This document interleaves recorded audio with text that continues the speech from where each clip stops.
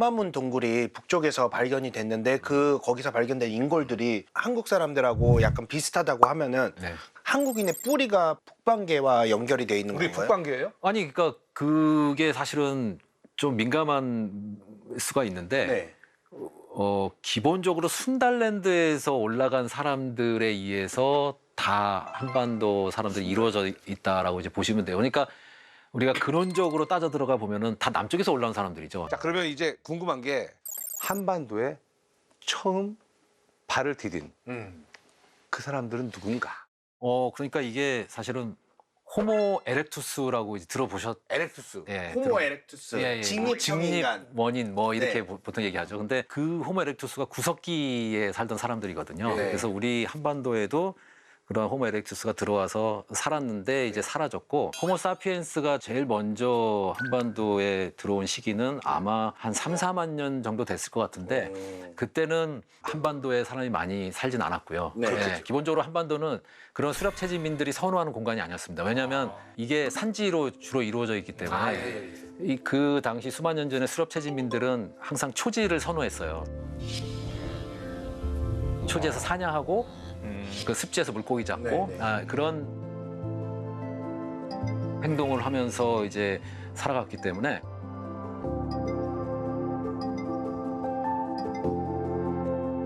산지가 많은 한반도는 그렇게 좋아하는 땅이 아니었습니다. 제가 이제 여기서 그 의문이 들어갑니다. 네. 호모 에렉투스가 좀 더 진화해가지고 호모 사피엔스가 된 게 아닌가라는 생각을 잠깐 했는데 호모 사피엔스가 아예 딴 데서 들어온 거라고요? 아 이거 진짜 그러니까 교과서에서 보면 서서히 허리 펴지면서 이렇게 맞아요. 걷잖아요.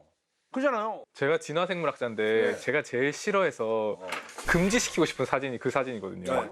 진화를 마치 그 포켓몬처럼 피추가 피카츄가 되고 피카츄가 라이츄가 되는 것처럼 뭔가 약한 것에서 강한 것이 되는 것처럼 혹은 뭐 덜 똑똑한 것에서 똑똑한 걸로 되는 것처럼 하는데, 이거는 진화라고 하는 것은 사실은 씨앗을 심으면 나무가 자라는 것처럼 여러 나무 가지들이 자라고, 그 가지 중에 하나가 에렉투스 뭐 혹은 오스트랄로피테쿠스 이런 것들이 다양한 가지였고, 우리 인류는 이 나무에서 딱 하나 남은 마지막 잎새 호모 사피엔스라고 하는 것. 사실은 근데 이 나무에는 되게 다양한 나뭇잎, 다양한 종들이 있었고, 네안데르탈린, 데니소바인이 멸종하고 나서 불과 한 3만 년 정도 되는 최근에야서야 인간이 딱 한 종만 남은. 근데 그 전을 돌리면 다양한 종의 인간이 지구에 살고 있었던 거죠. 같이 살고 있었죠. 네. 그러면 이제 이게 해석이 이렇게 됩니다. 그러니까 다양한 인류의 종이 분명히 있었다는 거고 경쟁을 했고 멸종이 되면서 결국에 최종 위너는 호모 사피엔스가 됐고 그렇죠. 우리가 호모 사피엔스의 후손들이 됐다. 네. 근데 이게 굉장히 한국인이라고 하는 이 우리 오늘 주제와 관련해서 흥미로운 지점은, 우리는 현재 한국인은 호모 사피엔스지만 최초의 한국인은 호모 에렉투스였을 가능성이 큰 거죠. 한반도에 처음 들어온 호모는 호모 에렉투스라고 이제 봐야죠. 한반도에 들어온 건 호모 에렉투스다. 네. 근데 아프리카에 살던 호모 사피엔스가 그러니까 한반도까지 오게 된 거잖아요. 네네네. 그럼 왜 여기까지 이렇게 그러니까 떠돌이 그게- 생활을 했을까? 예, 그게 재밌는데, 사실은 12만 년 전, 13만 년 전부터 주기적으로 기후가 좋아질 때마다 아프리카에서 호모 사피엔스들이 집단을 이루어서 빠져나갔습니다. 아 그래. 왜 기후가 좋아졌을 때 빠져나갔느냐? 네. 당시 사하라 사막의 면적이 줄어들 때마다 사하라 사막의 면적이 줄어들고 그 밑에 사헬지대, 그러니까 스텝 초원지대죠. 스텝 초원지대의 면적이 늘어날 때마다 이제 아라비아 사막까지 가는 그 길이 열리는 거예요. 초원길이 열리는 거예요. 그래가지고 동물들이 빠져나가니까 네. 사냥꾼들이잖아요. 호모사피엔스들. 동물 따라서 같이 빠져나가는데 그 홍해 양단, 윗상단, 아래 하단이 있는데 네. 그 양쪽으로 이렇게 빠져나가가지고 윗상단으로 빠져나간 무리는 이제 유럽 쪽으로 한 무리가 들어가고, 또 한 무리는 중앙아시아 쪽으로 건너갑니다. 그래서 바이칼 호수 있는 데까지 가고, 네네. 그 다음에 이제 하단으로 빠져나간 그 호모사피엔스가 이제 인도까지 가가지고 주로 이제 해안을 쫓아서 이동을 했어요. 아 그럼 지금 동남아 지역까지는 진출했겠네요. 그래서 순달랜드까지 도착을 합니다. 순달랜드라는 지역은 인도네시아하고 말레이 반도가 다 연결돼 있었는데 거기까지 호모사피엔스가 도착을 했고, 네. 순달랜드까지 도착한 그 집단이 이제 인도차이나 반도에서 하나 무리가 떨어져 나가고, 인도차이나 반도를 지나면 이제 숲이 나오는데 양쯔강 이남에 네. 숲보다는 초지를 쫓아가니까 그래서 더 올라갑니다. 당시에 이제 빙하기라고 이제 빙기라고 이제 얘기를 하는데 빙기. 얼음이 지구상에 많다 보니까 해수면이 굉장히 낮았어요. 예. 그래가지고 처음에 한반도 쪽으로 호모사피엔스가 이제 들어올 때쯤에는 서해가 이제 다 육지로 드러나 있었습니다. 상당 부분의 서해가 다 네. 육지로 드러나 있어가지고 서해에서 어로 활동하고 수렵 활동을 하면서 사람들이 이제 많이 살았는데 한반도는 많이 없었다. 왜냐? 산지였기 때문에. 그렇죠. 주로 사람들은 서해 평야에 육지로 드러나 있는 서해 평야에 머물러 있었다. 근데 일부가 좀 더 올라가가지고 추운데도 불구하고 개척한 거네요. 당시에 굉장히 추웠는데도 불구하고 만주 연해주 있는 데까지 올라가서 살았던 그런 호모사피엔스 수렵 체지민들이 있었는데요. 2만 5천 년 전부터 굉장히 추워지기 시작합니다. 날씨가요. 날씨가. 갑자기. 그쪽에 지금도 추울걸요, 겨울에? 아니, 그때도 추웠는데 더 추웠구나. 더 추워지니까 이제 추위에 적응했던 호모사피엔스임에도 불구하고 이제 네. 그 추위를 못 버텨가지고 내려오거든요. 이동하죠. 근데 얘네들이 내려올 때 처음 목적지는 서해평야였어요. 역시 네네네. 원래 있던 거기가 넓은 초지였으니까. 근데 거기 또 막 경쟁이 심했겠죠. 그래가지고 그 중에 일부가 경쟁이 좀 덜한 한반도 쪽으로 내려온 것 같다라고 이제 보고 그러한 흔적들이 2만 5천 년 전부터 막 늘어납니다. 사람들이 살던 거주 흔적들, 그러니까 임시 야영지 같은. 그러니까 수렵 체지민들은 주거를 하거나 이제 정주 같은 걸 안 하고 계속 돌아다니잖아요. 그래서 임시 야영지 같은 동굴이나 뭐 이런 야외 노지 같은 그런 흔적들이 늘어난 거예요. 근데 그 2만 5천 년이라고 하는 시점이 드디어 이제 한반도에 본격적으로 호모사피엔스 집단이 그쵸. 이주하게 된 시점이잖아요. 아. 근데 그 시점을 기준으로 봤을 때 서해에도 사람들이 살고 있었고 네네네. 만주 연해주 쪽에 사람들이 살고 있었는데 지금 교수님께서 위에서 북쪽에서 내려오셨다고 네네네. 말씀하셨잖아요. 네네. 그거 어떻게 알아요? 서해에서 온 게 아닌 거를? 뭐 약간 가재도구나 이런 게 좀 달랐나요? 서해형이 아니라 약간 진짜 만주에서 쓸 법한 가재도구들을 도끼 갖고 모양이 내려와서. 다른다거나. 그렇죠. 그 이제 고고학자들이 이제 연구를 한 결과에 의하면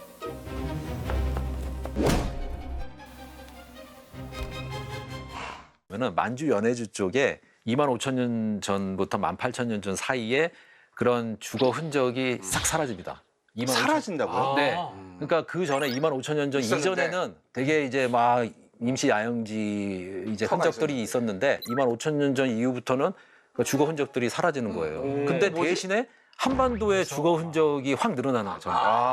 그러니까 이제 우리가 이거는 서쪽에서 이동했다기보다는 북쪽에서 사람들이 추워가지고 또 이렇게 이쪽이 줄어들고 이쪽이 늘어난 그 시기가 기후적으로 봤을 때 우리가 맞아 떨어지니까. 분석을 해보면 딱 제일 추웠던 시기거든요. 근데 그럼 어쨌든 지금 서해는 바다잖아요. 네. 그럼 서해가 언제 바다가 된 거예요? 이제 한 18,000년 전부터 그러면 그때부터 바다가 됐다기보다는 점점 이제 바다가 이제 침투해 들어가는 거죠. 해수면이 올라가니까 갑자기 올라가는 건 아니고 항상 그렇죠. 네. 지금은 이제 우리가 해수면 상승 속도가 네. 빠르지만 네. 과거에는 아주 천천히 이제 그러니까 이제 기존의 서해 초지에 살고 있던 사람들이 이제 그 바닷물이 막 이제 들어오니까 뒤로 빠져야죠.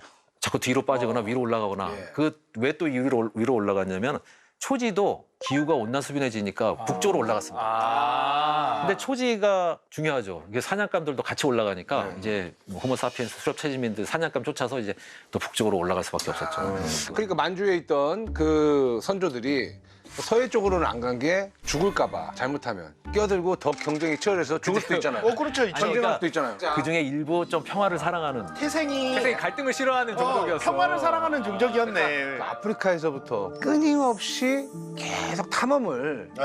하고 개척을 했구나. 근데 이게 생존을 위한 거였죠, 생존을 사실. 위한 거기도 하죠. 기후가 안 좋아지면 그렇죠. 먹을 게 부족해집니다. 네. 수렵 체지민이건 농경민이건 먹을 게 부족해지기 때문에 먹을 게 있는 곳을 찾아서 이동을 하는 거예요. 항상 그 과정을 거쳤어요. 2만 5천 년 전에 갑자기 이제 추워졌다고 말씀하셨잖아요.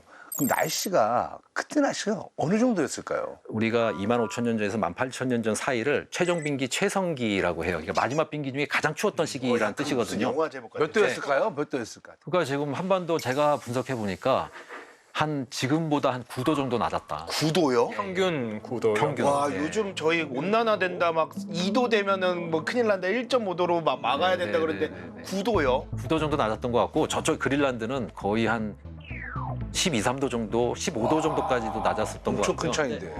그래서 평균으로 보면은 전 지구적으로 봤을 때 5, 6도 정도 낮았다라고 네. 얘기하거든요. 한반도는 9도 정도. 구도 한반도는 조금 이제 위도가 있으니까 좀 더. 날씨가 왜 계속 바뀌는 걸까요? 빙기 간빙기 들어보셨어요? 빙기 간빙기. 네. 저는 그냥 빙하기만 알지 네. 간빙기는 처음 들어봐요. 그러니까 약간 간빙기가 약간 좀 뭐 이렇게 약간 간 사이 간의 사이. 간이고 뭐 그런 건가? 빙기 간빙기. 그게 이제 조금 더 길게 얘기해 보면 우리가 신생대, 그러니까 신생대 전에 중생대가 있었죠. 네. 중생대가 공룡이 살던 공룡, 따뜻했던 예. 시기. 그 다음에 한 6,600만 년 전부터 이제 신생대가 시작이 되는데 네. 신생대는 제3기하고 제4기로 이루어지고 네. 제3기는 따뜻했던 시기예요. 네. 제4기는 추워가지고 우리가 흔히 빙하기라고 부르는 시기가 제4기입니다. 네. 제4기는 258만 년 전부터 시작이 돼요. 네. 근데 빙하기라고 하지만 제4기가 항상 추웠던 건 아니에요.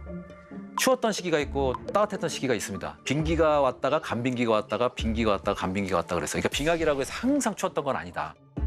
빙하기 내에서 지구상에 얼음이 좀 더 많았던 시기를 우리가 빙기라고 얘기를 하고요. 얼음이 많으면 빙기. 네, 지금같이 얼음이 적은 시기, 그린란드나 남극 쪽에만 이제 얼음이 있잖아요. 이런 시기를 간빙기라고 얘기를 하는데요.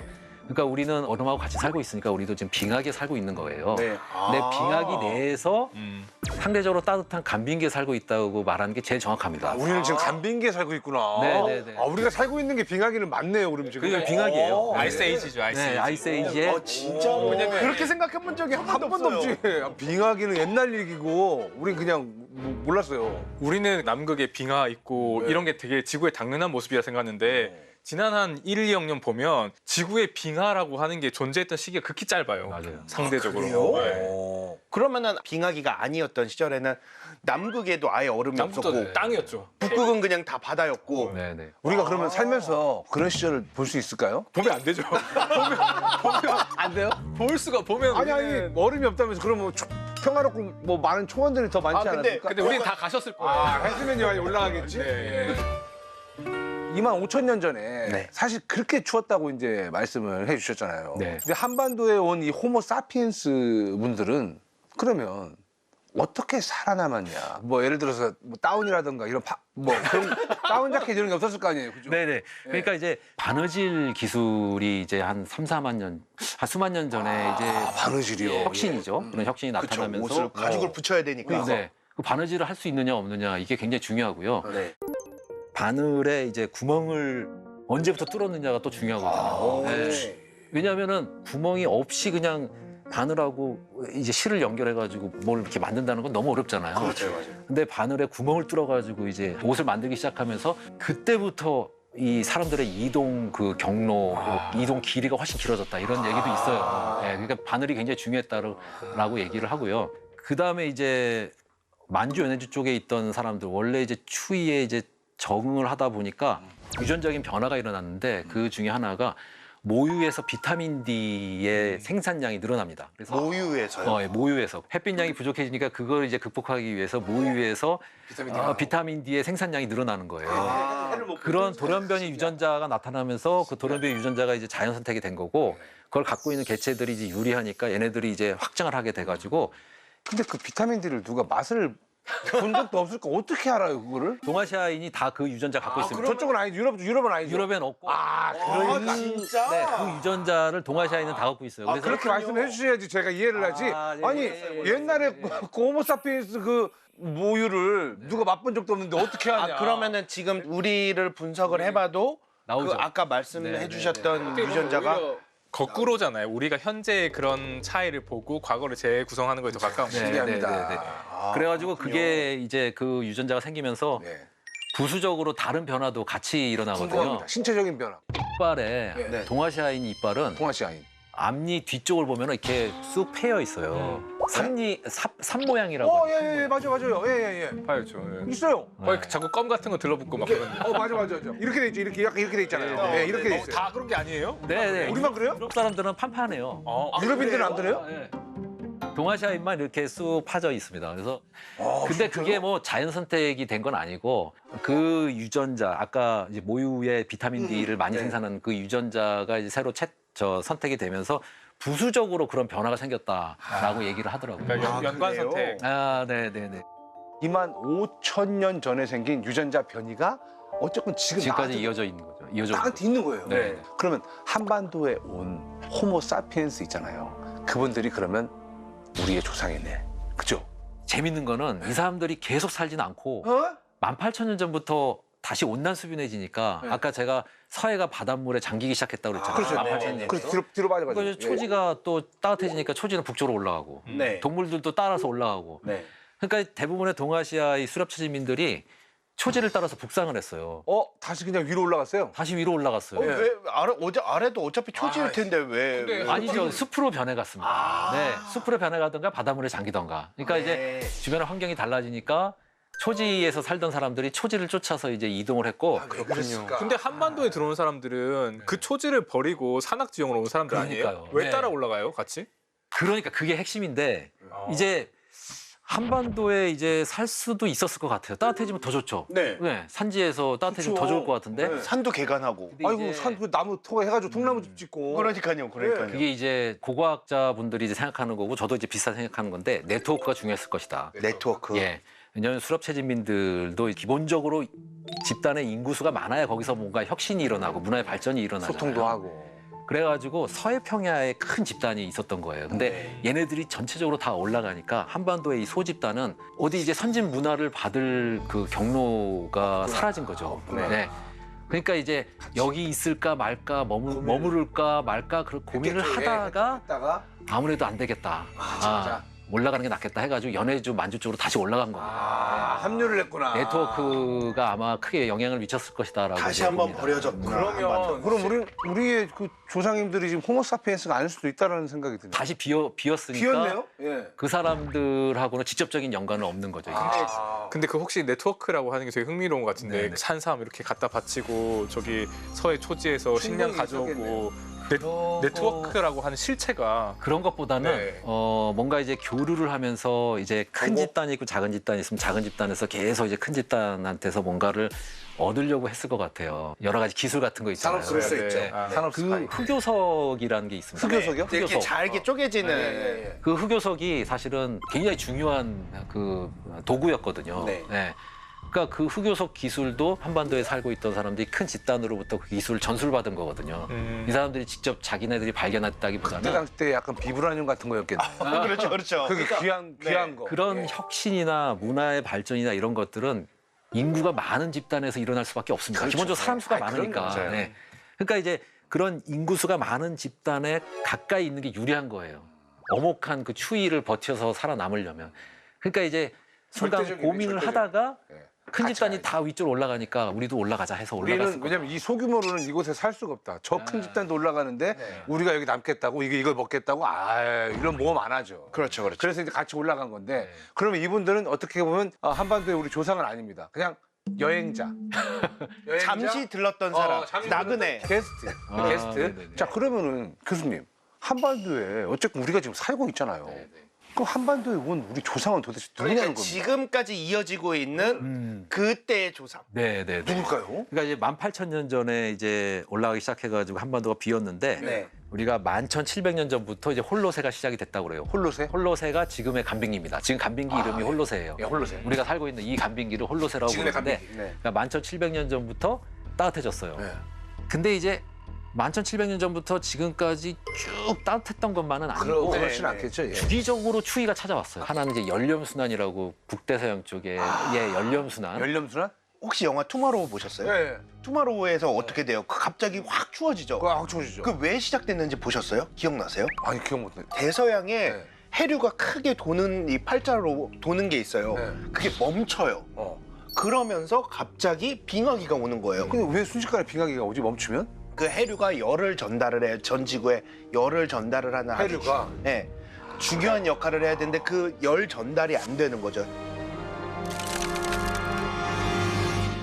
보일러를 끈 거죠. 네. 그런 거라고 볼 수 있죠. 맞아요, 지구가 맞아요. 보일러를 끈 거예요. 그렇죠. 북반구에 보일러를 꺼버린 거죠. 이해했어. 지구가 보일러를 꺼버렸으니까 맞아요. 갑자기 추워지는 거야. 겨울인데 보일러를 껐으니. 근데 지금도 그 그러고 있어요. 보일러는 대서양 쪽에 붙어 있는 지역에 네. 영향을 미치는 게 아니라 저희 지구 동아시아에도 전체에. 영향을 맞아요. 미쳐요. 네. 이게 이제 북대서양 쪽에서 이제 변화가 일어나면은 우리가 기후 원격 상관이라는 그런 메커니즘을 통해 가지고 북대서양 전역의 그 추위가 전달이 됩니다. 그래서 8,200년 전에 연렴순환의 교란이 있었고 그 영향을 한반도에서 받아가지고 동북아시아 전체가 추워지는데 그러다 보니까 또 만주 연해주 쪽에 살던 사람들이 너무 추우니까 다시 내려오는구나. 다시 내려오는데 아마 동해안을 따라서 많이 내려왔던 것 같아요. 거기 동해안을 있던 사람들이 따라서요? 다시 내려와요 이제.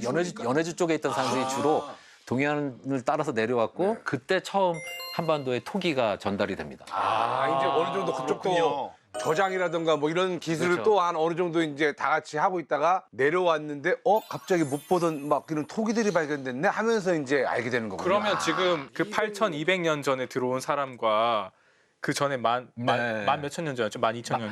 18,000년 전에 다시 돌아간 사람. 18,000년에 돌아간 사람이 다른 사람이란 건가요? 같은 사람이죠. 같은 사람이에요? 같은 사람이라기보다는 이제 후손들이겠죠. 후손들이에요? 자, 그러면은 8,200년 전에 다시 동해안으로 네. 내려온 그 수렵 채진민이 수렵 채진민이 우리의 조상입니까? 바탕이라고 볼 수가 있죠. 바탕이다. 네. 그 다음에 또 계속 이제 사람들이 이제 북쪽에서 내려왔는데 내려오고. 처음에 이제 배경이 된 바탕이 된 그런 수렵 채진민 집단이 8,200년 전에 내려온 사람들이고 그래서 우리가 이걸 어떻게 알 수가 있냐면 그 악마문 동굴이라고 네, 한 몇 악마문 년 동굴. 전에 연해주 쪽의 동굴에서 인골이 이제 발굴이 돼가지고 사람 해골이요.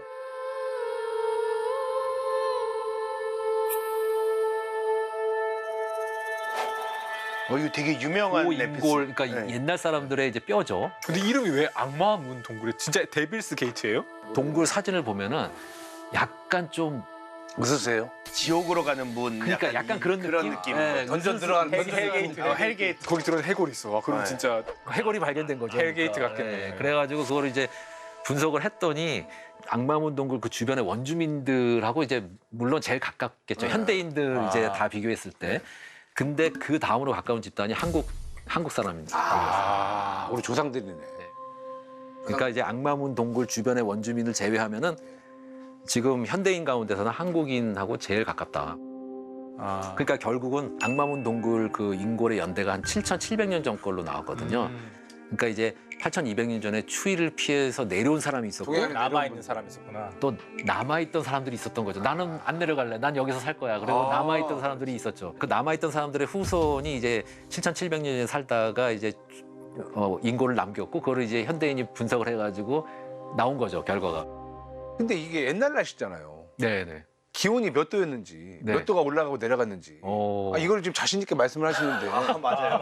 그걸 안 물어봤네. 왜 그런 걸 왜 의심을 안 해요? 아니, 맞네. 그 온도는 9도였고요. 뭐 지금 차이가 5도였고 이런 거를 이제 우리 서울대 박정재 교수님이 이게 약을 파는 건지 아닌지. 그렇죠. 아니 이런 걸 어떻게 아냐는 거예요. 예. 대답해 보세요. 예. 제가 하는 방법이 있습니다. 제가 이제 어떻게 하세요? 저는 이제 어떤 방법을 쓰냐면은 예, 예. 제주도에 가면은 오름들이 많아요. 네, 오름. 많죠. 그 오름 보면은 꼭대기에 물이 차 있는 오름들이 있습니다.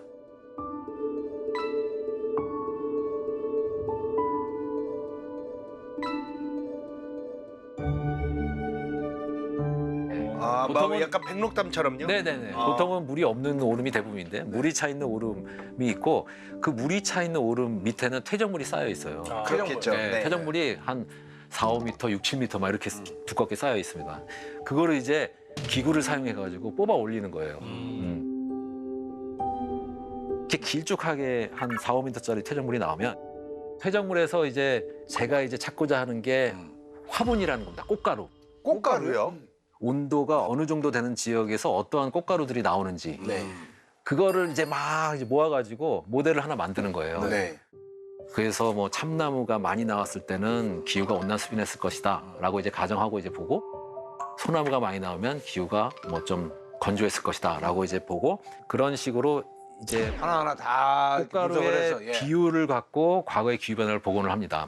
식생이라는 거, 나무나 풀 같은 경우는 결국은 기후에 절대적인 영향을 받거든요. 네. 근데 이게 굉장히 어려운 작업인 게 통계적인 유의성을 얻기 위해서는 굉장히 많은 화분을 동정을 해야 돼요. 그래서 그렇겠어요. 8만 개를 제가 제 눈으로 현미경을 통해서 아유. 봐야 되는데 그러면 이제 그래프 하나 나오는 거예요. 8만 개 보면. 와. 근데 이제 보면은 재미도 있는 게 화분의 모양이 굉장히 제각각이거든요. 네. 그래서 소나무 화분 같은 경우는 이제 메인 바디가 있으면 양쪽에 주머니 같은 게 달려 있어가지고 모양이 독특해요. 그래서 네. 누구든지 이건 소나무 화분이다 딱 알아차릴 수 있어요. 네. 그다음에 국학과 화분 같은 경우는 마치 별사탕 같이 생겼어요. 막 이렇게 톱니 같이 생겨가지고 네네. 그것도 누구나 보면 한 번에 보면 알 수가 있어요. 그래서 우리 대포콘 씨도 1시간만 제가 가르쳐 주면은 분석을 하실 수 있을 겁니다. 굉장히 쉬운 분석 하면은- 방법이에요. 그리고 진짜 누구나 할 수 있어요. 이거를 개인적으로 모집을 받으세요. 시민과학. 예, 이거 하고 싶어 하시는 분들, 우리 치민형과학도 애청자분들 중에 직접 이런 거 경험해보고 싶다 하는 분도 계실 것 아니 같은데. 근데 이게 한 사람이 쭉 끝까지 해야지 누가 하고 그러면 제각기 하기 때문에 결과가 엉망이 나와요. 한 사람이 계속 쭉 해야 되는구나. 쭉 해야 이게 객관성이 유지가 되는 우리 거죠. 교수님은 지금 그러니까 나를 약간 제자로 그렇죠. 삼아서 8만 개 한 번에 하시라. 시키려고 하는 것 같은데. 그러면은 그 아까 악마문 동굴이 북쪽에서 발견이 됐는데 그 거기서 발견된 인골들이 한국 사람들하고 약간 비슷하다고 하면은 네. 한국인의 뿌리가 북방계와 연결이 돼 있는 우리 건가요? 북방계예요? 아니 그러니까 그게 사실은 좀 민감한 수가 있는데 네. 기본적으로 순달랜드에서 올라간 사람들에 의해서 다 한반도 사람들이 이루어져 있다라고 이제 보시면 돼요. 그러니까 우리가 근원적으로 따져 들어가 보면은 다 남쪽에서 올라온 사람들이죠. 남쪽에서 올라와서 서해평야를 지나서 만주연해 거기까지 올라간 사람들이 추울 때 이제 한반도로 계속 왔다 갔다 내려와가지고 하니까. 한반도 내에서 이제 섞인 거니까 북쪽에서 내려왔으니까 당연히 뭐 북방민이라고 얘기할 수는 있지만 출발은 아래쪽에서 남쪽에서 출발했고. 남쪽에서 출발했고 그러면 굳이 이제 사람들이 일반적으로 얘기하는 걸 기준으로 생각했을 때 나누자면 북방계 사람들은 그러면 막 시베리아나 막 네네네. 바이카로스, 몽골 뭐 맞아요. 이쪽에 이쪽. 그렇게 우리가 그쪽에 가깝다고 얘기하는데 사실은 그게 아닌 거죠. 아니네. 네, 아니라고 말씀을 드려야 될 것 같아요. 그러니까 이제 그래요? 바이칼 쪽에 이제 우리가 옛날부터 몽골 사람들하고 우리 한국 사람 네. 비슷하다고 저는 얘기하는 사실 뭐 북방계 형 얼굴이라고 그래가지고 예, 아마 몽고 쪽 아닌가 뭐 그런 얘기도 네, 했었거든요. 이제 유전적으로 이제 보면은 거기서부터 유전자가 이 한반도 쪽으로 이렇게 전파되진 않았던 것 같아요. 그러니까 신기하네. 오긴 왔겠죠. 오긴 왔는데 미미하고 기여도를 봤을 때 주로 순달랜드에서부터 남쪽에서 올라온 사람들이 이제 북쪽에 있다가 추워질 때 남쪽으로 내려오면서 한반도에서 섞였다. 이렇게 보는 게 더 맞는 것 같습니다. 이 얘기가 오히려 좀 더 이제 나 새롭게 알게 된 것 같아요. 맞아요, 그러니까 맞아요. 다 보면 그냥 저쪽 대륙에서 그냥 이렇게 다 내려왔을 것이다 생각했는데 그건 맞지만 원래 출발 자체는 남쪽에서. 아래에서 올라와서 위로 갔다가 내려왔다가 다시 그 올라갔던 사람들이 날씨 때문에 그 후손들이 내려왔고 그 후손들이 우리 한반도의 조상들의 어떤 그 바탕이 되고 있다. 단군 집단이라고 할 수 있겠네요. 보통 우리가 당군 얘기하면 이제 농경 집단이니까 여기는 그렇죠. 수렵 채집민 집단이니까요. 그러니까 훨씬 그 전이라고 봐야죠. 그러니까 이제 우리가 이제 그 얘기를 해야 되는데 농경이 왜 시작이 됐느냐. 네. 인구가 늘어나려면 농경을 이제 시작을 해야 되는데. 정착을 해야 되니까. 네, 그러니까 한 3,700년 전 이후부터 이제 요동 요소 쪽에서 사람들이 농경민들이 내려오는데 이 사람들이 어떻게 보면 유전적으로 많은 기여를 했다고 볼 수 있습니다. 한국인에. 농경민들이. 네.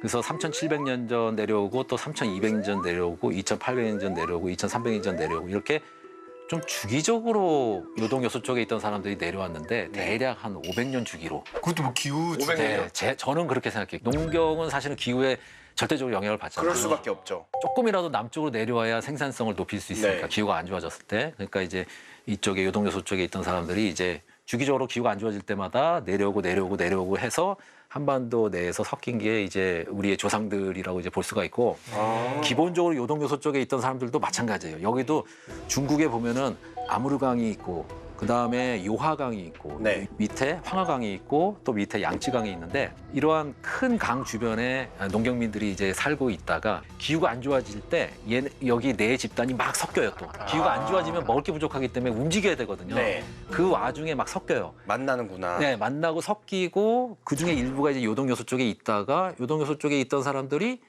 이제 한반도 쪽으로 내려오는. 추워질 내려와서. 때마다 또 내려오는 네. 거예요. 근데 사실은 황하 쪽으로 내려가고 싶었겠죠. 네. 하지만 여기는 또 경쟁이 있으니까 그 중에 일부가 좀 블루오션이라고 할 수 있는 또 한반도 쪽으로 예, 찾아오는 거죠. 평화주의자들. 사실은 평야가 좁기 때문에 여기 농경민이 그게 선호할 수 있을 만한 그런 장소는 아니거든요. 네. 근데 이제 요동 요소 쪽에서 일부가 또 집단이 내려오는데 그게 주기적으로 내려와서 한반도에서 섞여서 지금 우리로 이어졌다라고 이제 얘기할 수 있어요. 그러면은 이 요동 요서에서 농경을 하던 집단이 이제 날씨 때문에 또는 기후 때문에 한반도로 내려오셨다고 말씀해 네, 주셨잖아요. 네, 네, 네. 그럼 이 올 때 이 사람들은 농경 기술을 그대로 가지고 한반도로 왔겠네요?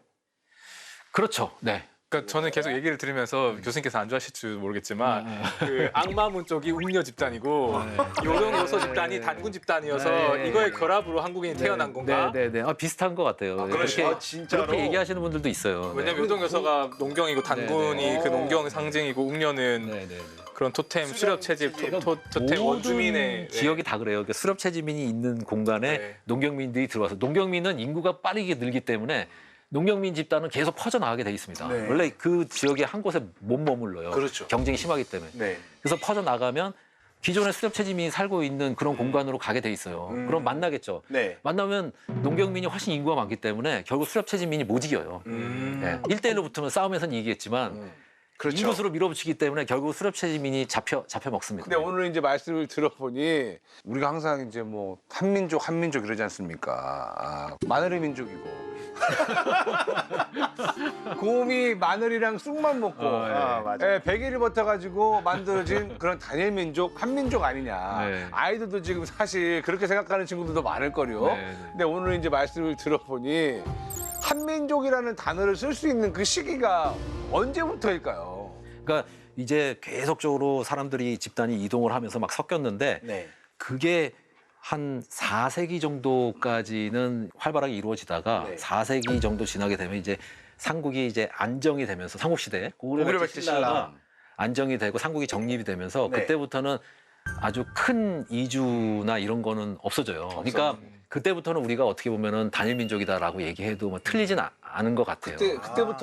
그때부터는 비슷한 거죠. 한민족이에요? 물론 국경지대에서는 계속 이제 교류가 있었겠지만 우리가 이제 단일민족이라는 말을 좋아하는 사람들도 있으니까 단일민족이라고 부를 수 있다면은 이 4세기 이후부터는 별로 이렇게 외부에서 큰 이주 같은 건 없었습니다. 그러니까 그때부터는 이제 비슷한 사람들이 한반도 내에서 계속 살고 있다라고 얘기할 수가 이게 있어요. 사실 우리가 한민족이다, 단일민족이다 이렇게 막 언젠가부터 강조를 하기 시작을 했던 거는 일제강점기 이후에 1960년대, 1970년대 들어가기 시작하면서부터 이때 약간 국가 정체성을 강화한다든지 민족 정체성을 강화한다든지 이 약간 정치적인 목적이 있어가지고 약간 교육식으로 주입을 한 거죠. 많은 우리 국민들한테. 뭐 사실 따지고 보면은 교수님이 말씀을 하신 것처럼 많은 민족이 섞여 있는 거는 아니기는 하지만 그걸 또 유난히 일부러 강조를 했던 측면이 있는 것 같아요. 아니 4세기부터 저기 뭐야 한반도 이주민이 좀 줄어들었다고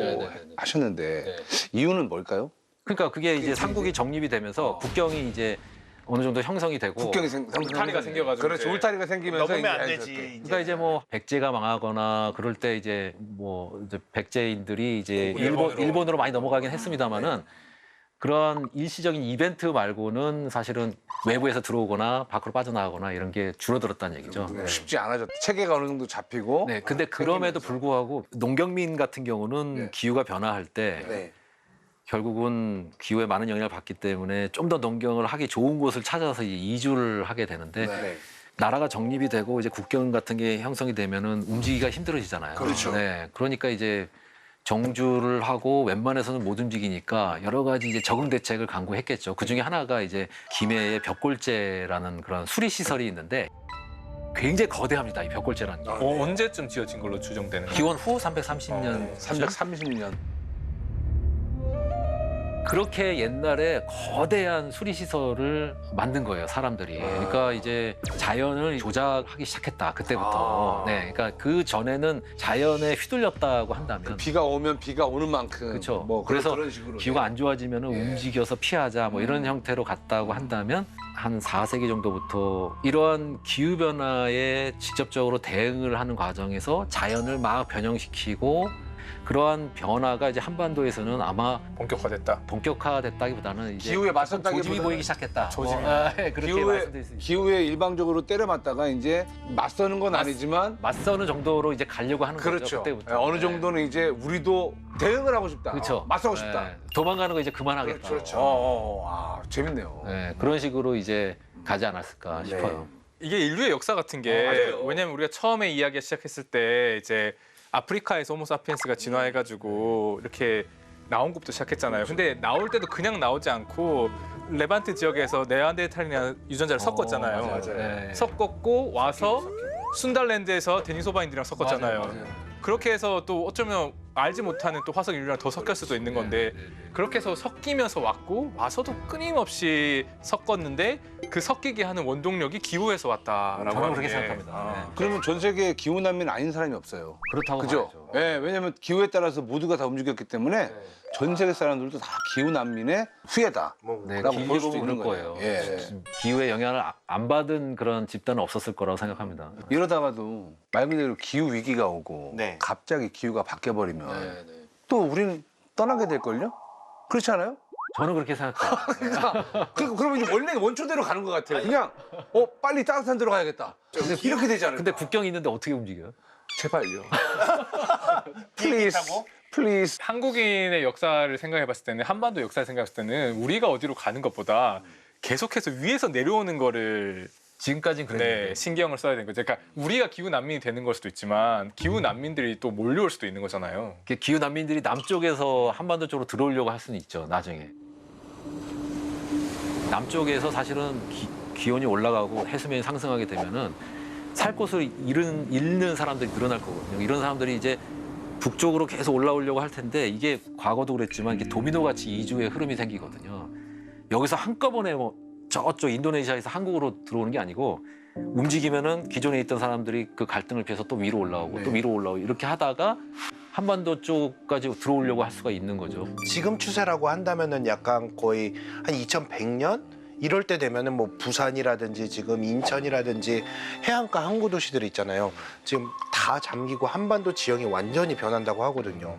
2100년에 3도까지는 올라갈 거다라고 이제 많은 전문가들이 맞아요. 보고 있고요. 근데 만약에 이게 4도 이상, 그래서 뭐 임계점이라도 통과하게 되면은 한반도에서는 농경을 해도 그 한반도에 살고 있는 사람들을 먹일 만큼의 그런 생산이 이루어지지 않는다. 4도가 올라가게 되면. 그러니까 사전적으로 보면은 사막이라는 뜻이거든요. 네. 사막화가 되는 거예요. 사람이 이제 거기서 뭐 농사를 지어가지고 거기서 나오는 작물 갖고 살 수가 없다. 모자라서. 그러면 이제 사막이라고 표현할 수가 있거든요. 그러니까 그 이제 많은 사람들이 북쪽으로 이주를 하려고 하겠죠. 그러니까 이게 조금 섬뜩하게도 들리는 게 왜냐 우리가 지금 기후 위기 얘기하고 있고 이거에 대해서 인간들이 이제 인류들이 액션을 취해야 되는 행동을 해야 되는데 잘 안 하고 있잖아요. 그래서 여러 가지 시나리오 중에서 좀 안 좋은 시나리오 쪽으로 계속해서 가고 있는데 그렇게 됐을 때 벌어질 일이라고 하는 것이 우리 한반도 국한에 생각해 봤을 때는 18,000년 전에 이미 한번 기후 변화 때문에 다